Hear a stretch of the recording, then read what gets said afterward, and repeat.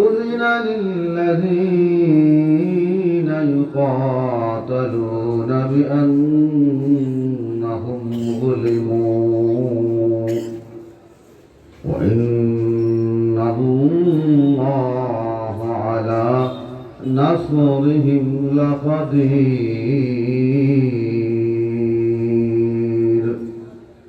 بارك الله لنا ولكم في القرآن العظيم ونفعنا وإياكم بالآيات والذكر الحكيم.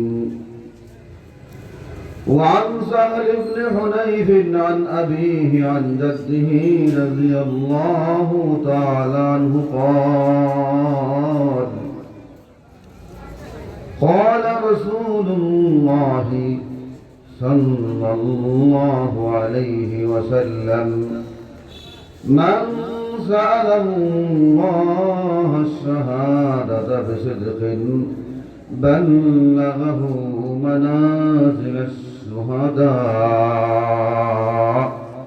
وإن مات على فراشه أو كما قال سيدنا ونبينا محمد صلى الله عليه وسلم।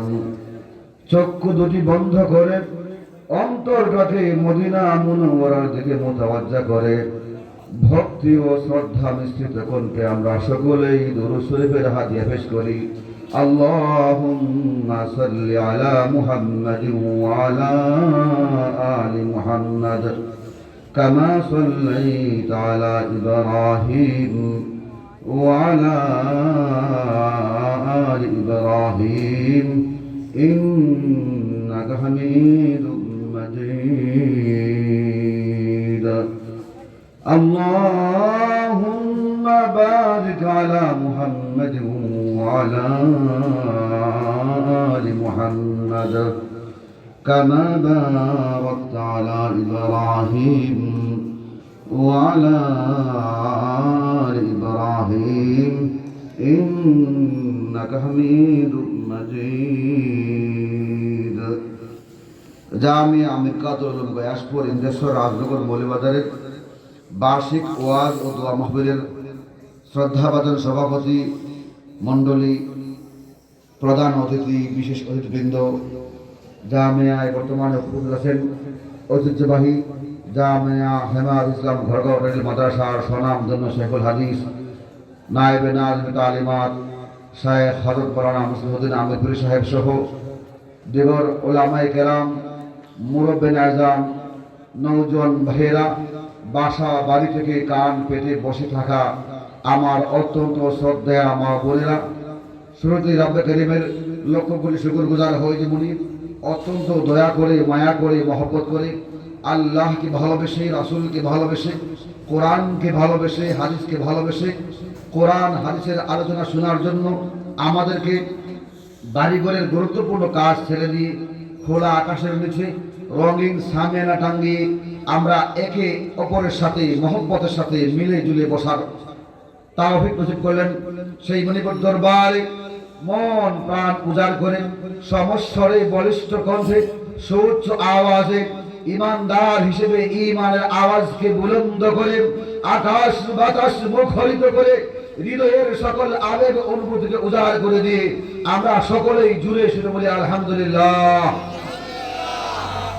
আমরা আজকে এই বাংলাদেশের রাজনগর উপজেলার গয়াসপুরে মাদ্রাসার সামনে একটি সুন্দর সামিয়ানা টাঙ্গিয়ে আনন্দ ঘন পরিবেশে একটি দ্বীনি মাহফিলের আয়োজন করতে পেরেছি।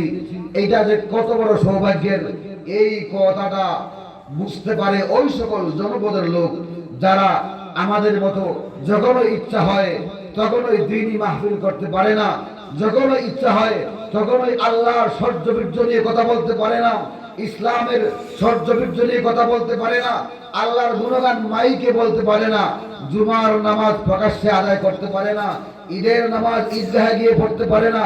সেই ইরাক, সেই আফগানিস্তান, বসনিয়া, চেচনিয়া, ফিলিস্তিন, Mindanao, Kashmir, Gujarat, Kabul, Kandahar, Ayodhya, Arakan, Libya, মিশর সহ যে সকল জনপদে মুসলমানদেরকে কাফেরেরা এমন ভাবে বেষ্টন করে আছে, যেখানে মুসলমানদের পরিচয় নিয়ে বসবাস করা অত্যন্ত কঠিন হয়ে দাঁড়িয়েছে। আরাকানের মুসলমানেরা তাদের জন্মভূমিতে শান্তির সাথে বসবাস করতে পারে নাই বলে 2018 সালে প্রায় 11 লক্ষ মুসলমানকে আমাদের বাংলাদেশে আশ্রয় দিতে হয়েছে। সেই কাশ্মীরের মুসলমানদের উপর যেই রকম নির্যাতন চলছে, সেখানে মুসলমানদের পরিচয় দিয়ে দাড়ি টুপি নিয়ে চলা কঠিন হয়ে দাঁড়িয়েছে। আমাদের বাংলাদেশে আজও যদিও আমরা এই মুহূর্তে আমরা দাড়ি টুপি নিয়ে আমাদের অবস্থান জানান দিতে পারছি, কিন্তু অদূর ভবিষ্যতে আমাদের কি হবে? যেই সকল চক্রান্ত শুরু হয়েছে বাংলাদেশকে নিয়ে, আমরা অদূর ভবিষ্যতে এই সকল মাহফিলগুলি করতে পারবো কিনা, ঈদের নামাজ প্রকাশ্যে আদায় করতে পারবো কিনা, জুমার নামাজ আমরা মাইক টাঙ্গিয়ে বয়ান করতে পারবো কিনা, এই একটা প্রশ্ন আমাদের সামনে এসেছে। কারণ ইতিমধ্যে শুনতে পেরেছেন এখন পর্যন্ত বহু উলামায়ে কেরামকে জেলে আটকে রাখা হয়েছে। এখন পর্যন্ত আমাদের বাংলাদেশে সেই 17 বছরে যে সকল আলেমদেরকে জেলে রাখা হয়েছিল, এখন নতুন করে আতাউর রহমান বিক্রমপুরী সহ বহু উলামায়ে কেরামকে নতুন করে আবার জেলে আবদ্ধ করা হচ্ছে।